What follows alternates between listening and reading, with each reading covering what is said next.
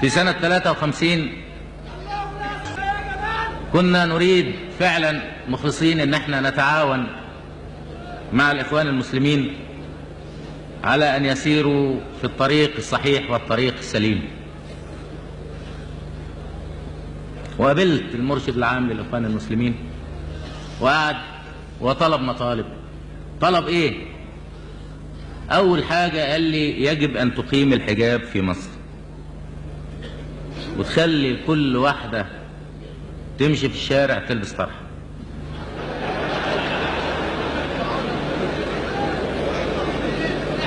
كل واحدة تمشي.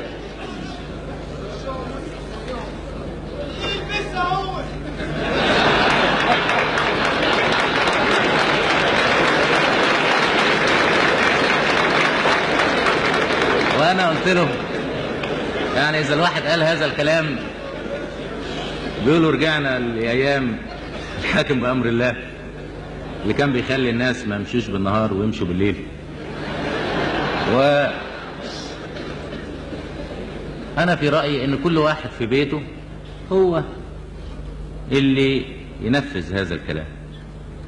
فقال لي لا، انت باعتبارك الحاكم مسؤول.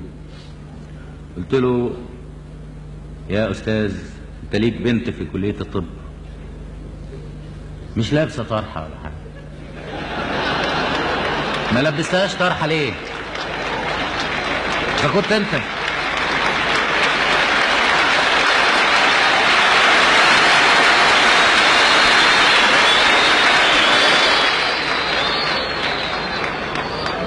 إذا كنت أنت